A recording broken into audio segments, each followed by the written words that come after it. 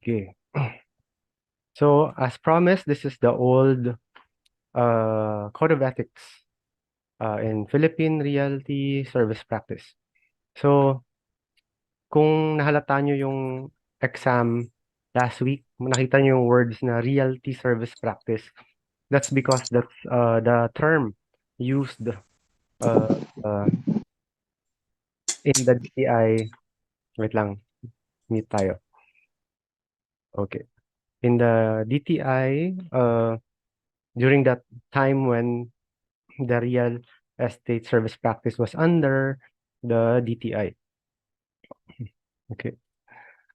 So introduction calls for uh, a profession, calling, or occupation that is dedicated to the promotion, development, and conservation of land and natural resources, including improvements and rights and interests apparent thereto for the benefit and enjoyment of the Filipino people. So that's why this National Code of Ethics for Realty Service Practice is created. Okay. So, baka sabihin niyo, oh, luma na to, why are we studying this? Even this is included in the board exam. And nakasulat talaga siya sa PRC Table of Coverage.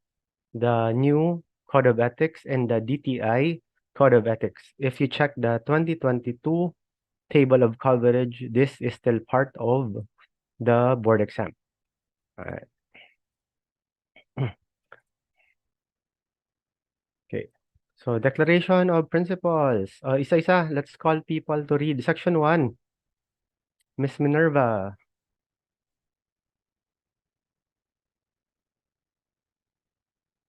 Wala. Miss Pauline, sige. Section 1.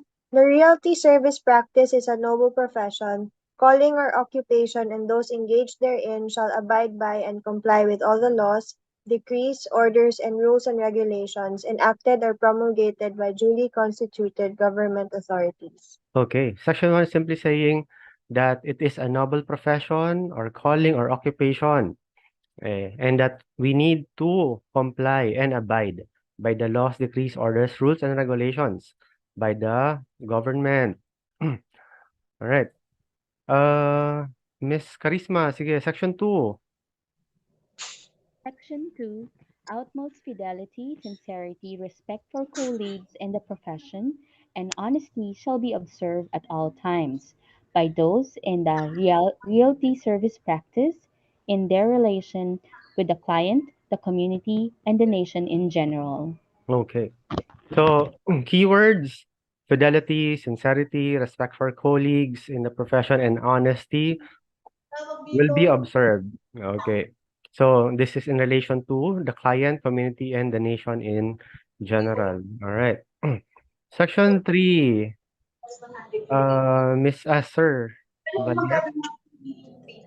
Yes, sir, Valier po.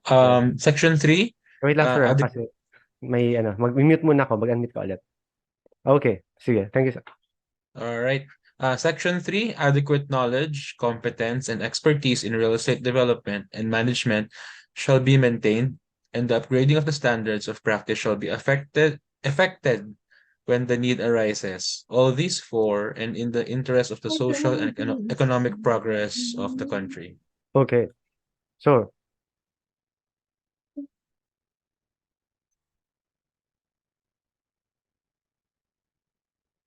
whenever it is needed. Alright. Why? For the interest of the social and economic progress of the country. All right. Next, section 4. Miss Marisa.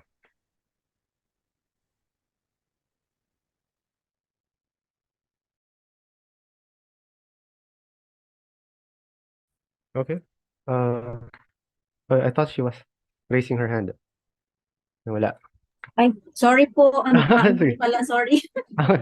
Read na lang. Section 4, the spirit of camaraderie, cooperation, and professional relationship among the practitioners shall be promoted, and every organization to which they shall be encouraged to join, shall aims and purposes as well set up, upgrade, and maintain a high level of integrity, honesty, and competence in the profession for the best interest of the community and the nation. Okay. So, practitioners daw should promote what? Camaraderie, cooperation, and professional relationship. And maintain what? Integrity, honesty, and competence. Section 5. Sir Richard. Sige.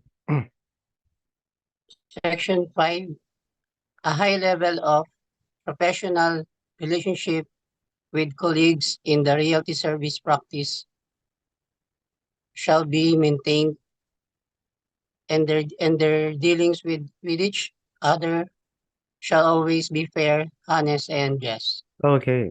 So, high level of professional relationship with your colleagues. Okay. And your dealing should be fair, honest, and just. Okay.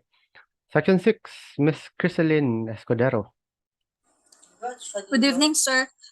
Section 6. The golden rule, which reads, treat others as you like them to treat you, shall be observed in all the dealings and relation of the practitioners with clients, fellow practitioners, the organization to which they belong, and the general public. Okay.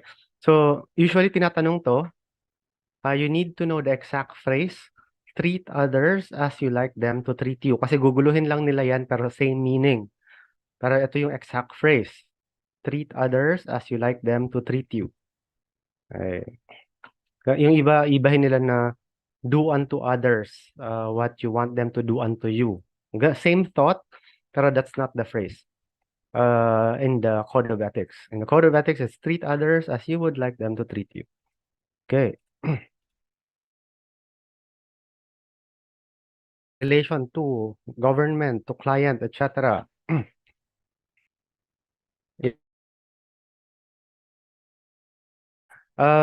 Section 1, letter A, someone, Miss Minerva. Letter A. The practitioner should secure all the necessary licenses, permits, and authority from the Bureau of Domestic Trade and other government agencies as may be required by law, ordinance, or rules and regulations, and comply with all the requirements thereof, engaging in the same. Okay, so basically the same parang sa bago, except that it's no longer from the Bureau of Domestic Trade. It's now with PRC and other related agencies like the Department of Human Settlements. So secure all the necessary licenses, permits, and authority. Letter A. Letter B. Sino pa? Miss Shanna. He should pay any and all taxes, fees, dues, levies, or charges that the government may impose in accordance to law, ordinances, or rules and regulations. Okay, so basically ano lang naman yan. Just sabi lang, pay your taxes and other dues and charges, etc. Letter C, someone? Miss Annalisa Katakutan.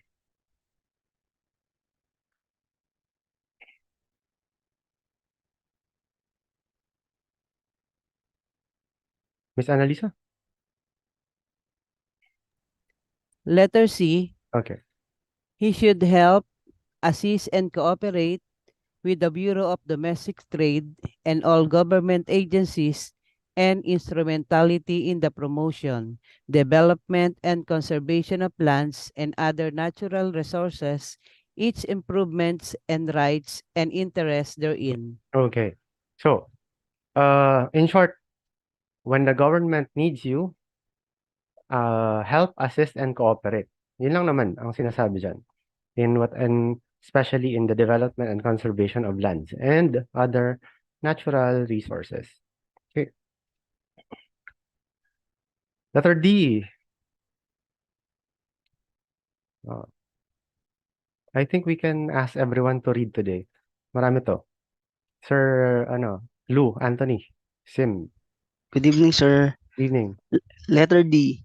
He should not encourage, abet, tolerate, or participate in the evasion or illegal reduction in the payment of all taxes, fees, dues, levies, or charges that may be imposed by the government, Okay. So, not encourage, abet, tolerate, or participate. So, in short, just don't do anything in relation to evasion or illegal reduction of taxes, fees, levies, dues, and charges by the government. Hey, letter E, Sir Brando. Hello. Hello Yes, po. Okay. yes. Letter E, we should not offer or agree to pay, to split or rebate any commission, fee or valuable consideration, directly or indirectly with any person who is not duly licensed practitioner or to cooperate, assist or endorse any transaction or engagement of his services in violation of any existing law, rule, or regulation. Okay. Okay. So, ito medyo, controversial to. Sabi dito, do not uh, pay, split, or rebate any commission to someone who is not duly licensed. Of course, we know that it happens, but yeah, that's here, letter E. Okay, letter F, Sir Alvin de Llamas. Hello, sir. Hello, Yes, sir. classmate. Letter F. He should indicate the license number of the certificate issued by the Bureau of Domestic Trade in his letterhead, dry seal, signboard, billboard, advertisement of other announcement in relation to the real service practice. Okay. So, ang kapalit nito yung PRC license number. Dapat daw naka-indicate ang license number sa letterhead, dry seal, signboard, billboard, or other advertisements in relation to realty. That's F. Marami pa. Relation to the public, letter A, Miss Danica Ginto. A. The practitioner should be imbued with a social conscience, for he does not live by himself and his family alone, but he is a part of society and with social responsibilities. Okay. So, uh, your your relationship to the public daw is that letter A, you should be uh, conscious of the needs of society because you do not live for yourself and your family, but you are part of society. Right. Letter B, Sir Michael Santos. Good evening, sir. Good evening. Yes. Letter B, you should ensure the highest and best use of the land and the equitable distribution of ownership, irrespective of political beliefs, cultural background, sect, religion, or class. All right. So as a realty service practitioner daw, okay, you at least to your best, no, to your best, ensure that the highest and best use of the land will happen, and that there will be equitable distribution of ownership, respective of, or meaning, ano lang naman to, you're not biased to anyone. You do not discriminate. Right. Um, to say that you ensure the highest and best use of the land is sometimes problematic because pag nabenta na yan, kahit you thought na gagawin siyang school, tapos ginawang factory, medyo wala ka naman magagawa. Pero at least, no, uh, to your, ano na lang, to the best that you can, you ensure the highest and best use of the land. All right. Letter C, Miss Christine Marie. Anua. Letter C.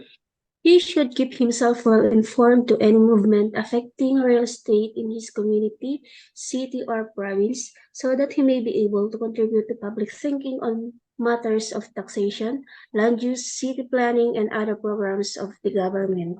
Okay. So sabi lang naman, keep yourself informed of any changes, especially in law, in your community, city or province, so that you can also assist your clients better. Letter D, someone wait. Letter D, Miss Sunshine Ramos. He should cooperate with the government in protecting the public against deceptive, unfair, and unconscionable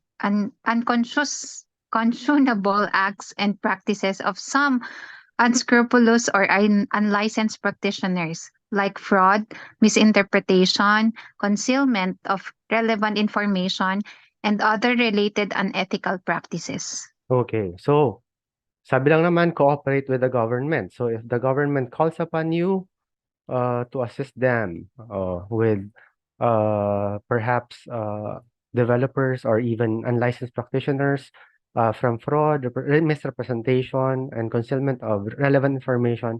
So you need to cooperate. All right. Next, letter E. Let's have Sir John Leonard. Good evening po. Good evening, yes.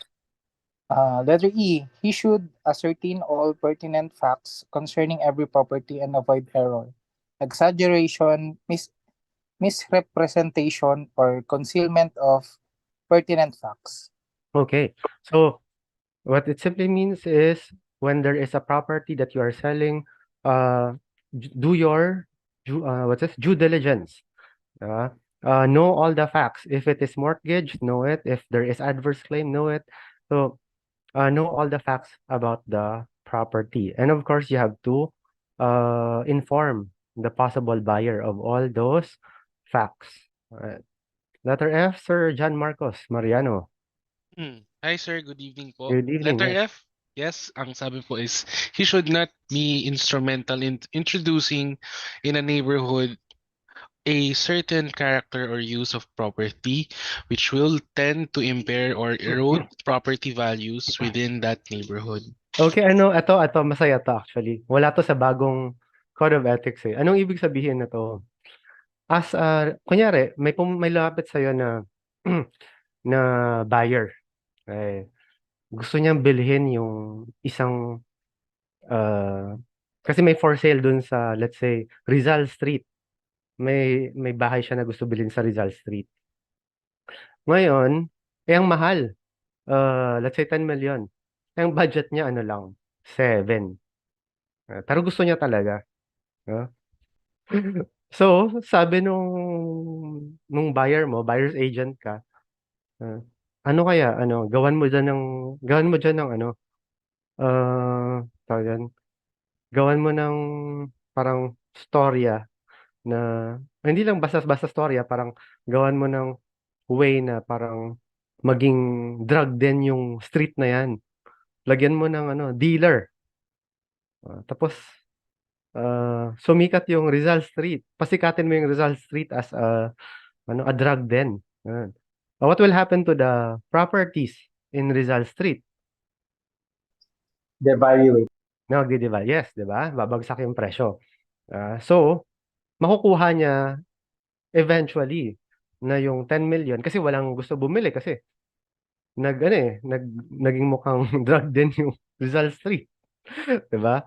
So, makukuha niya ng 7 million. Pero yun nga, sabi dito sa Code of Ethics, which is siguro nung 80s, 60s, 70s, ganun yung ginagawa nila.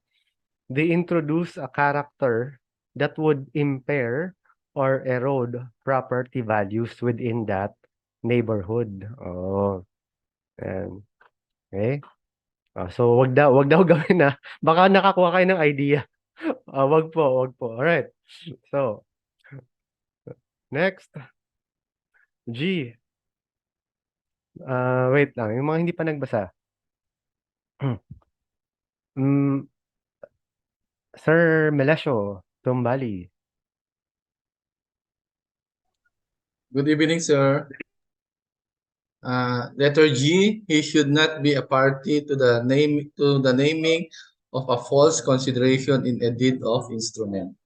Okay, not be a party. Wag ka daw wag ka daw maging parte ng paglalagay ng maling presyo sa deed. Yun yung yung pag undervalue, overvalue yan. Do not be a part of it. Yun lang naman. Letter H, Miss Regina, tayo. Hello. Yes po. Good evening, Sir Nobla. Good Good evening, evening. classmates. Letter H, he should keep a special bank account separate and distinct from his own funds. All monies received in trust for other persons, such as deposit in escrow, trust funds, clients' money, and similar items. Okay. Yung pera daw ng client mo, ihiwalay mo sa pera mo. Yun lang sabi diyan. Bakit? Why do you think so? Kasi nagagamit po ng mga ahente yung pera ng Oo. kliyente. Pero Yun minsan, lang, nakukuha yun. nila intentionally or unintentionally, nagagamit nila sa iba or nakukuha nila. Parang inaangkin na nila. Yeah. Yes. Kaya po, nauso na, imbis na cash ang ibibigay sa developer, check na Check. naka-name sa pangalan Develop. ng developer or company. Yes. Alright, that's correct.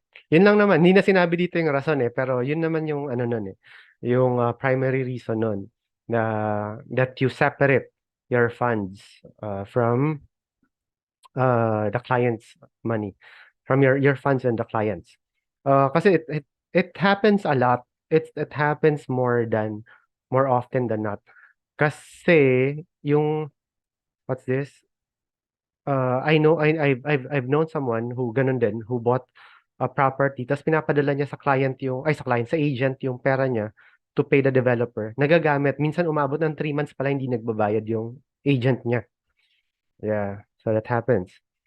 All right. Letter I. Uh, Miss Mary Angeli Co. Hello po. Yes, good evening.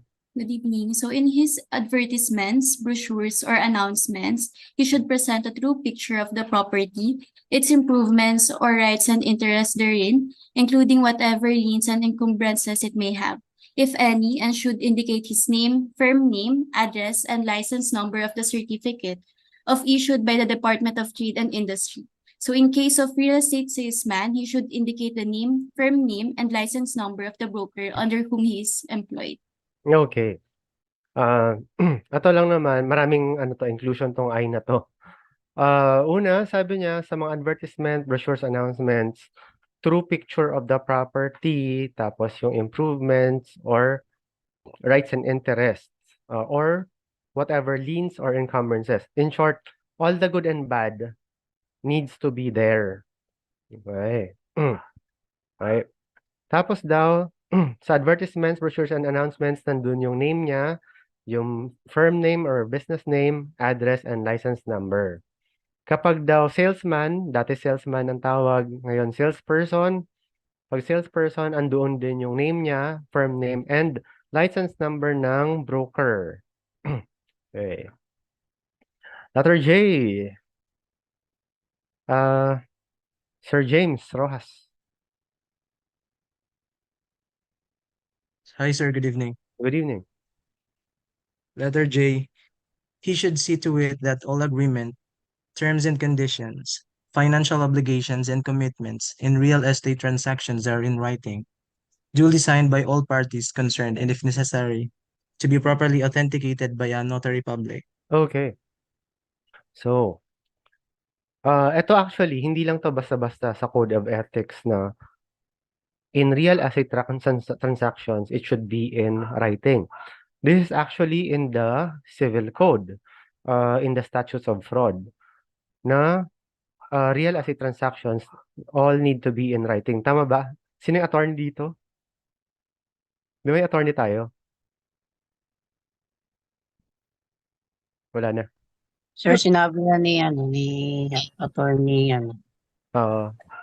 Sir, stock. sir, I'm here po. Ayun, attorney Merly. Yes, di ba? Patana. Tama. Pag real. Yes, sir. Nawalan lang po ako ng connection na temporary. What letter, sir? Hindi, ikaw ba yung attorney? Yes, sir po. Oo. Di ba kapag real estate transactions dapat all in writing under the statutes of fraud sa civil code? Yes po. Yes. Yes po. Yun lang naman. Confirm ko lang. Okay po. Okay po. Thank you. Ayan. Yun. Tapos, yun. Sinabi lang ulit dito sa Code of Ethics na dapat ganon. Na all real estate transactions are in writing and signed by all parties. Ayan. Okay. Tandaan nyo, ha? Okay. What? Okay. Relation to client, customers. Sino pa? Who hasn't read today?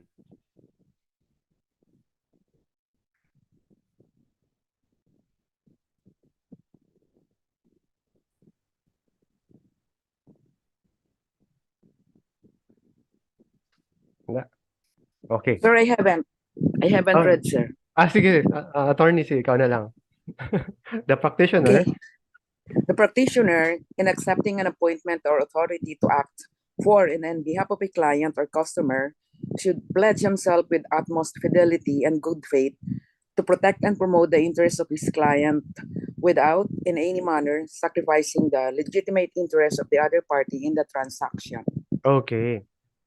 So, whenever daw that you accept an appointment or authority, okay, you act, no, and pledge yourself to utmost fidelity, good faith, and protect the interest of your client, the interest of your client, but do not sacrifice the legitimate interest of the other party. So, although, sabi lang dito, although you are protecting the interest of your client, you also have you cannot sacrifice the interest of the other party as well. Right. Okay. Next we have Miss Raiza Lemense. Good evening, sir. Good evening. Yes. For the sake of justice and fairness to his client who have reposed confidence in him, the practitioner should endeavor to be well informed of current legislation, policies, and programs of the government, including proposed legislation which may affect the interests of his client. Okay. So, always be updated daw of the legislation, policies, and programs of the government na may chance na makaapekto dun sa interest ng client mo. So, sabi lang, be updated always with the law so that your client is also protected. Uh, okay, letter C. Sino pa? Hindi nakabasa. Miss Lorelie Alvarez, sige.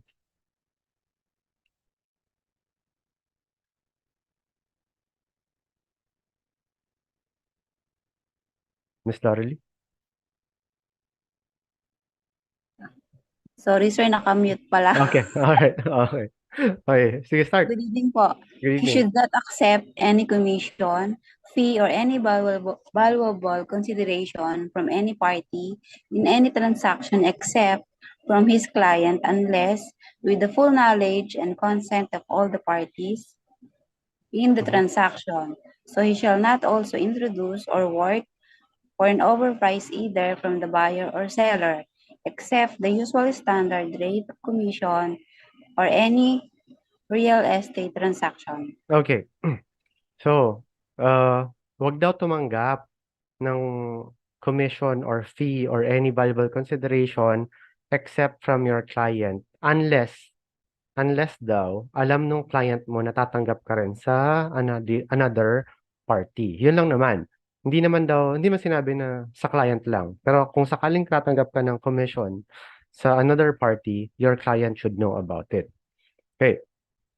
Tapos, do not introduce or work for overprice. So, unless din unless din yan, alam din yan ng what's this? Ng buyer or seller.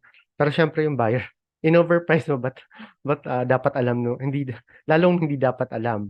Pero, ang sabi dito, wag na lang, do not introduce or work for an overprice. Okay. So, sabi lang dito is, just accept the usual standard rate of commission on the real estate transaction. Okay. Letter D. Miss Mary Fajardo. Good evening, sir. Good Letter evening. D. He should charge or collect any such fees or commissions as are fair and reasonable in accordance with the local practice in similar transactions. Okay, so, yan, napag-usapan natin yan na na fair and reasonable fees. And wala namang standard as long as it is seemingly fair and reasonable. Okay. Letter E, Sir Ujam, kanina you're raising your hand. Yeah. Sir, you Hello, good? sir. Good I evening miss po. pala. Sorry. Okay. He Okay. should not. He should not acquire an interest in or buy for himself or members of his family within the fourth civil degree, his firm or any member thereof, or a corporation or partnership in which he or his relatives within the fourth civil degree have at least 20% property interest without Oh, making his true possession known to the owner, buyer, or known to the owner, buyer, or seller. okay. So, sabi dito, 'wag ka daw, 'wag mo daw bibili, 'wag ka daw, in short lang, 'wag kang bibili, buy daw or acquire an interest. 'Wag kang bibili, or ipapabili mo sa kapamilya mo to the fourth civil degree, okey, or yung corporation mo or yung partnership mo or relatives to the fourth civil degree, ah, unless alam nung owner, buyer, or seller na gano'n yung gagawin mo, ayan. Ang point lang naman dito kasi minsan parang you don't want the other person to know na ikaw yung bibili. So, ipapabili mo sa iba. Bawal din yun. Ayan. Pero if you notice here, walang friends, 'di ba? Kasi ano, civil degree, tsaka civil degree lang at tsaka business, tsaka so, may mga paraan naman pero yun lang naman. Sabi dito, uh, if you're going to do this, ah, let the owner, buyer, or seller know the what's this? Your true position. Okay. F, Sir James Rojas, parang nakabasa ka na, pero if you really want to.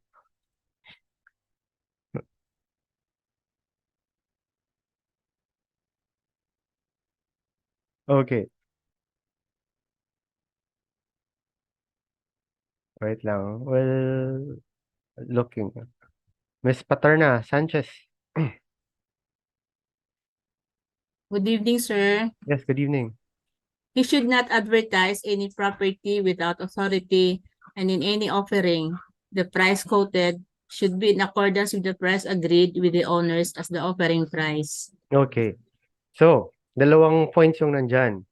Do not advertise without authority. Okay. So, pag walang permission to advertise, do not advertise. Tapos, if you are going to quote a price, quote only the price that is agreed with the owner. Ayan. Next. Sino pa?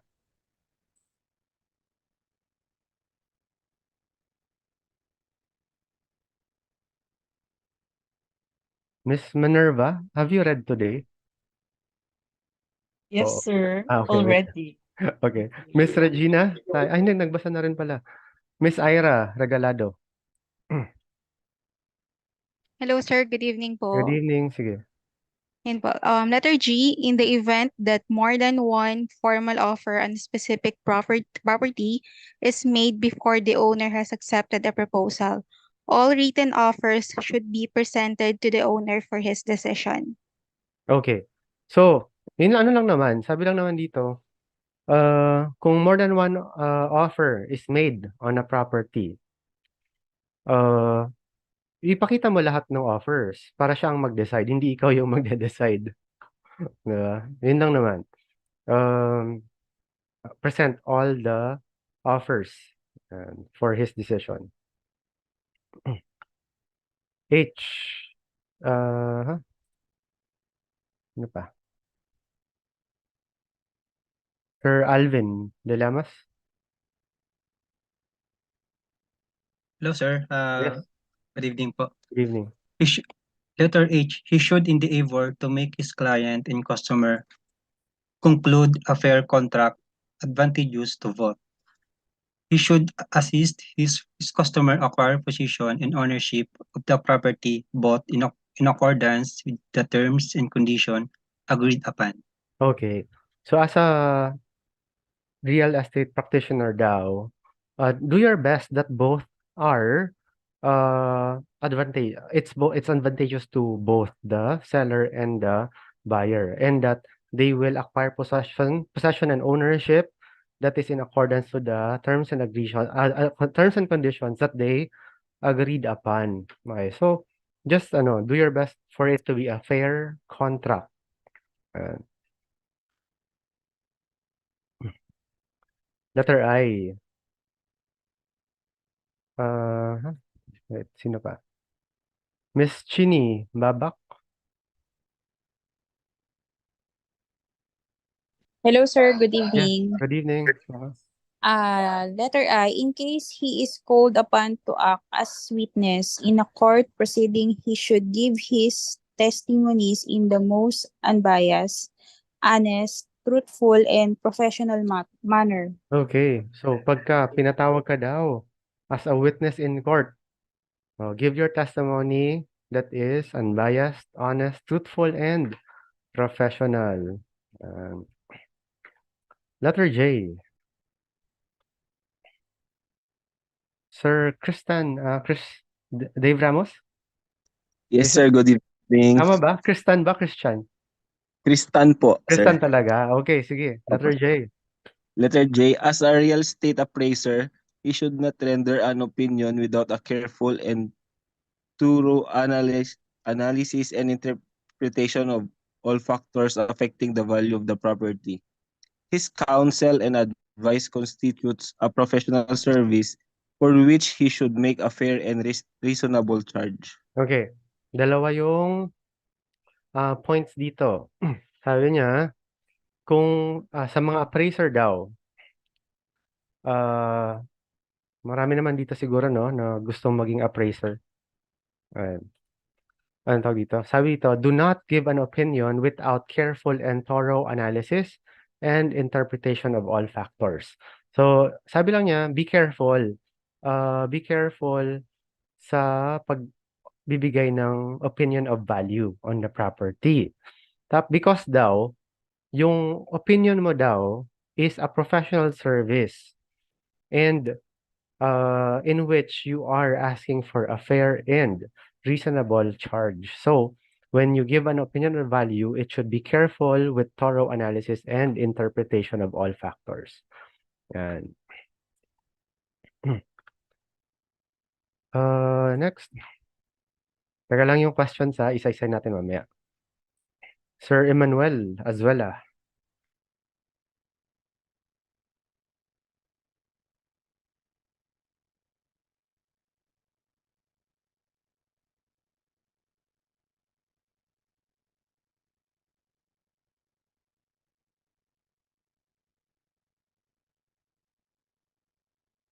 Okay. So, meaning lang, kunyari, 3 years since naging appraiser ka, ang ina-appraise mo lang puro residential residential houses. Eh, may lumapit sa'yo. Sabi niya, pa-appraise naman ng building ko na 10 stories. So, medyo out of your expertise. So, sabi dito, do not take it daw if it's outside your expertise. Unless you ask for help from another practitioner who is familiar with such type of property. Unless daw the facts are fully disclosed by disclosed by the client. Actually, to the client dapat yan. Okay. Unless daw, sinabi mo na hindi ka, what's this? That's not your expertise. Kasi sabi nung tapos wala ka rin kilala. So sabi nung client, sige na, just do your best. I'll give you time to study. Pwede naman. Pwede naman. Pero the client should know that it is not your expertise. So, yeah. Okay. Relations to fellow practitioners. Okay. Next.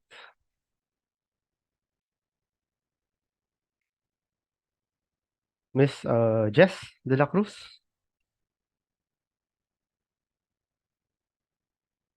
Jess de la Cruz? Na. Sir Jeff Feliciano. Hello, sir. Okay, ayan na. Okay. Section 4 po, no? Letter A. Section 4, relations to fellow practitioners. He should not solicit a listing that is currently listed exclusively with another broker unless the listing agreement has expired or revoked by the owner and the owner offers to list the same to the new broker without soliciting the same. Okay. So, sabi lang dito, kapag ka nakalist, may listing nakalist yung property sa broker and it is exclusive, do not solicit listing it. Okay. Kasi naka-exclusive na naka-exclusive listing na eh. So, do not solicit listing it. Unless nag-expire na or ni-revoke na ng owner and the owner offers it to you, okay, without you asking for it. Well, bakit kailangan dapat ikaw yun? Kasi pwedeng ang mangyari niyan, ang lalabas, ikaw ang nagpa-revoke nung exclusive listing sa isang broker kasi gusto mo maging sayo. So that becomes unethical. So dapat hindi ikaw yung mag-a-ask.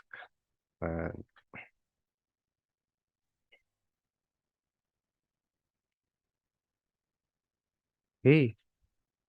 Sige, Sir Jeff Feliciano.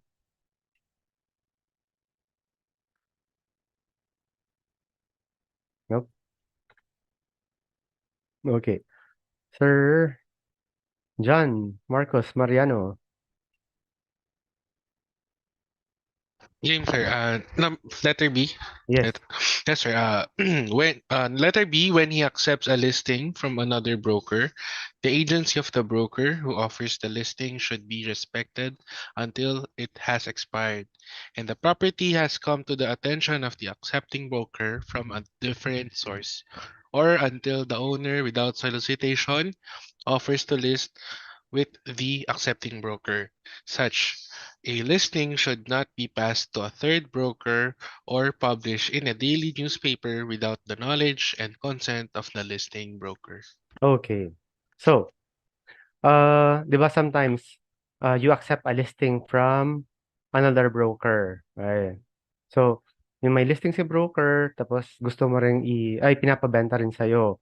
The agency of the broker who offers the listing should be respected until it has expired. So, meaning lang nun, do not go into to the source itself kasi ano yun? That becomes unethical. Kasi galing sa isang broker, tapos uh, parang what's this? Uh, galing sa isang broker, tapos gusto mo ibenta mo the same with not going through that broker. Eh. So, and likewise, kapag ka, kapag ka na-list na from one broker to you, do not pass it to another broker pa. Okay. So, parang, pang pangatlong broker na. Okay. Okay. Unless may consent doon sa listing broker. Okay. So pagka pumayag siya na, o sige, meron ka pang co-broker, o sige. Yan. Pero without the consent, do not do that. Okay. Tapos, also yung publication in a newspaper without the knowledge of the listing broker, ayun, wag din daw. Yan. So pwede naman kapag with consent. Okay, eto. Sino? Sir Brex? Galangi? Yes. Hello, sir. Magandang Yes. gabi po. Yes, magandang gabi. Letter C, signs giving notice of a property for sale, rent, lease, or exchange should not be placed on any property by more than one broker and only if authorized by the owner. Okay. So, meaning, yung isang property, dapat isa lang yung sign na for sale, for lease, for rent. Isa lang. Kasi, syempre kung dalawa pa, no, parang nag-ano pa kayo. Mag-aaway pa talaga kayo nun kung sinong tatawagan. Eh. Tapos yung sign daw, pwede lang maglagay kung may authority ng owner. Okay.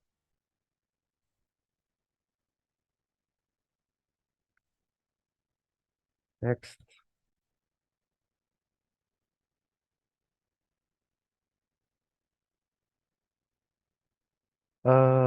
Miss Annalyn Pulvinard. Good evening, sir. Good evening. Yes. Yes. Letter D.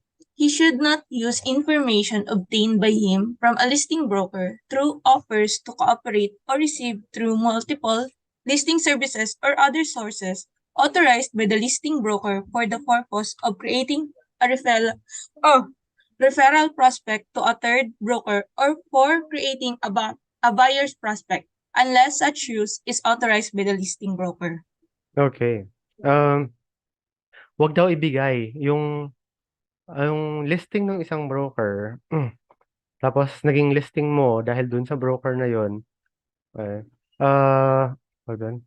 Wag na raw gumawa pa ng another listing for creating a referral prospect to a third broker or creating a buyer's prospect unless unless alam nung listing broker na you are going to use his listing to be given to parang ano to eh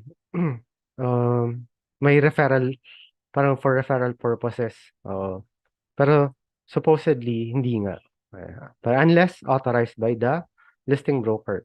Okay. So medyo related to sa kanina na wag mo nang ipasa ulit yung listing nung isang broker sa another broker pa. Hey, next, letter E. Sir Clem? Clemenya? Letter E. Miss. Okay, Miss Clem, sorry. Okay, go. Sir. He should cooperate with other brokers on properly listed and share the commission on an agreed basis. Negotiations concerning property listed exclusively with one broker should be carried with the listing broker and not the owner, except with the consent of the listing broker. Okay. Kapag daw, yung 2 points yung first point is, kapag may co-broker ka, you share the commission on the agreed basis. Of course, that's what's fair. No?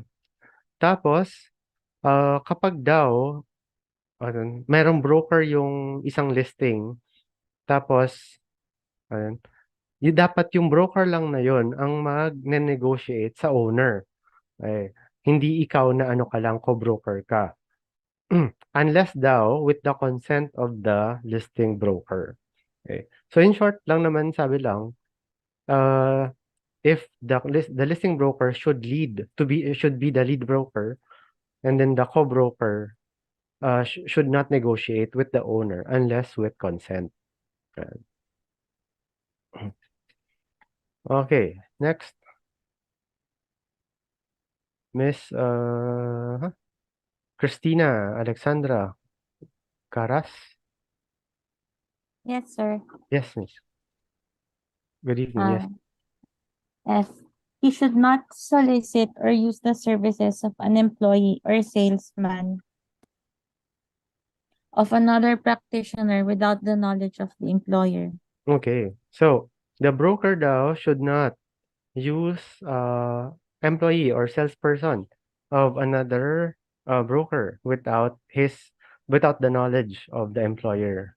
Yun lang naman na do not engage another salesperson for your own services unless with the knowledge of the other broker. Yeah. Next.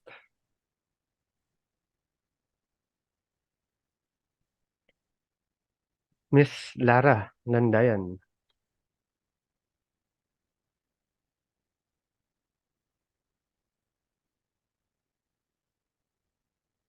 Wala. Okay.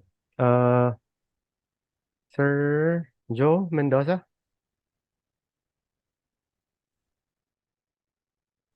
G.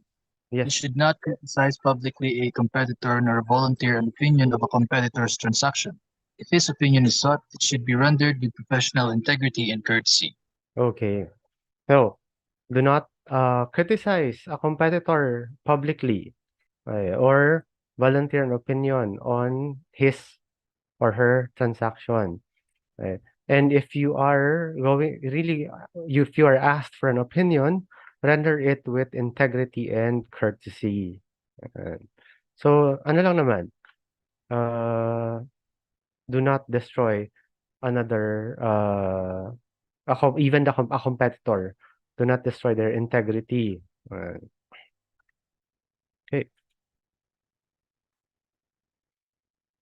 Next, Miss Maan M. Letter H, the practitioner should seek no unfair advantage over his fellow practitioners and should willingly share with them the lessons of his experience and study. Okay. So, do not take advantage of your fellow practitioners daw, especially siyempre yung luma at saka yung bago. Siyempre marami nang alam yung luma eh. And ano daw, share with them the lessons of your experience and study. Next, Miss Mel Carla Duque. Miss Mel? Wala. Sir Valeris. Ay, Miss ba? Sorry. Letter I, sir. Letter Miss. Yes, yes, yes. He should conduct his business properly to avoid any controversy with his fellow practitioners.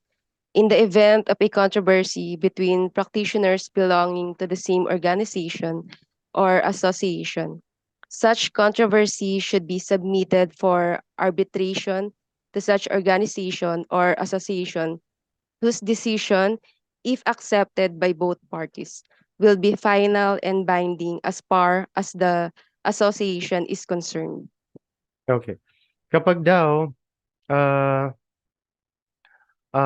merong controversy between practitioners in the same organization, the association or that organization will be the arbiter. Okay. And the decision of that organization will be final and binding as far as the association is concerned. Okay. So yung first point lang naman is medyo common sense. Conduct your business properly to avoid controversy. Letter J.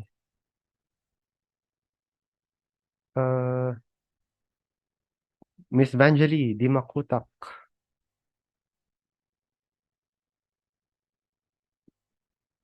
Miss Vanjali? No? Wala. Huh? Ako na lang po, tinawag niyo Okay. po ako kanina, bro. Oo. Sige, sige. Letter J.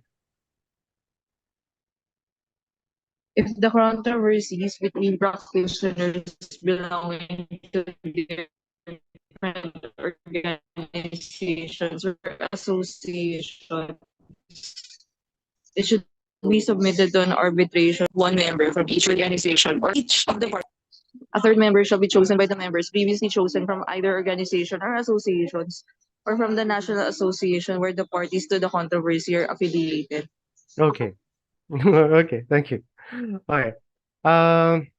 Kapag daw hindi magkasama sa isang organization, meaning magkaibang organization yung practitioner, okay, they should submit the controversy or the problem to an arbitration board. So yung arbitration board daw, may member from the organization ng isa, then another dun sa isang organization, and then another association that is chosen by each of the parties to the controversy. Okay, a third member shall be chosen by members previously chosen from either organization or association or from the national association where the parties to the controversy are affiliated. Okay. So, yun lang naman. Ang meaning lang nito, kapag magkaiba yung organization, so magkakaroon ng arbitration board.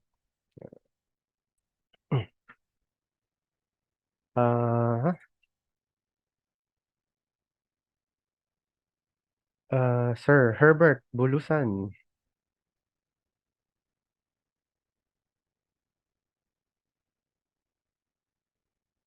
Sir? Wala. Sir Mark Louis Tew? Letter K, sir. Yes, sir. In case the practitioner who are parties to a controversy are not member of any duly recognized organization, or the arbitration board cannot settle the controversy, the Bureau of Domestic Trade shall assume jurisdiction over the said controversy. Okay. So kapag naman meron kasing of course merong mga practitioners na walang organization or kapag daw yung arbitration board hindi ma-settle yung problem sa ano na raw, sa domestic trade na raw, mapupunta yung jurisdiction. So in this case now, sa PRC na. Yan.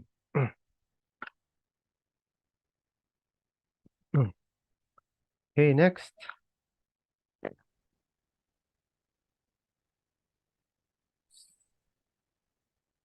Miss Precious Taballero. Hi, sir. In Hello. case a complaint is filed against a practitioner which his organization or association for unethical or unfair price, he should voluntarily submit all pertinent facts before an investigating body that may be formed by his organization or association for evaluation and resolution. Okay. So, uh, kapag daw final, no? Yung complaint na file against a practitioner doon sa organization or association. Okay. Doon, meaning doon final, no? Okay. He needs to submit all pertinent facts before the investigating body, okay, that may be formed by his organization. Ayan. So ano lang naman dito, sabi lang ang essence lang naman nito, kapag daw ikaw ay under investigation, submit all pertinent facts. Okay, in relation to his organization, including the national association to which his organization is affiliated. Uh, hmm,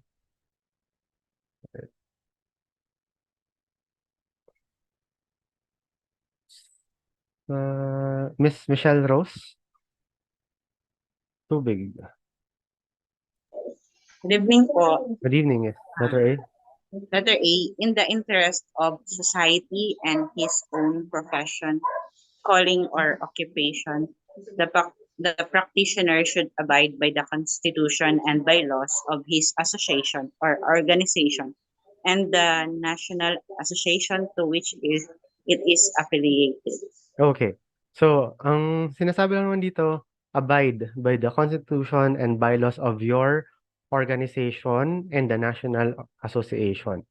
Ang tawag dito. In this case, sa ngayon, ang equivalent nito, for example, for brokers, you have PAREB and REBAP. So, abide by the association, by the bylaws and constitution of your organization. Tapos, you also need to abide by the constitution bylaws of the National Association. So, yun yung IPO. And, okay.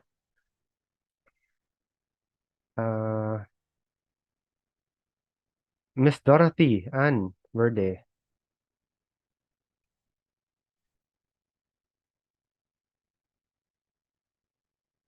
Miss Dorothy Ann? Okay. Sino pa? Miss Rhea Valenzuela. Letter B, sorry. Ako Okay. na po ba? Yes, Good sir. evening po. Sige. Si Miss Rhea na muna. Sige. Elections? Okay po. Good evening. Ilaw. B. Elections as the officer or member of the governing body of the organization or association carries with it the moral obligation to serve honorably and selflessly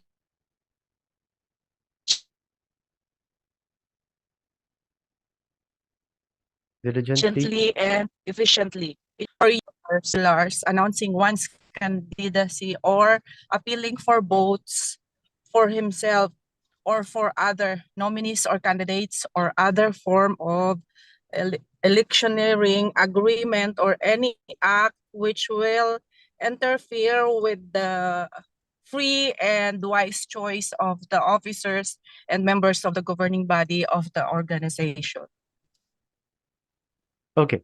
So, 2 points. First point, sabi lang naman kapag na-elect ka daw as officer, do your best to serve honorably, unselfishly, diligently, and efficiently.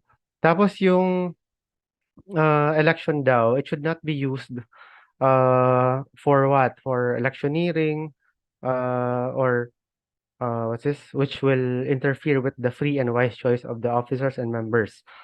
So in short, yung parang do not use the election as a way to promote yourself, uh, if not to serve. Yun lang naman. Sige, 9 na. So tapusin ko na lang. Ano daw, support your organization morally and financially by actively supporting its plans, programs, and projects. Yan. Tapos, uh, kung meron daw problema, okay, exhaust muna all the administrative remedies available under existing laws, rules, and regulation. Okay. Meaning, ano muna, within your within what you can muna especially sa organization, under the organization, before you take judicial or quasi-judicial action, before ka magdemanda, uh, or use the courts. Yun lang naman. Okay, so originally this was done 1986, tapos ang amendment 1993.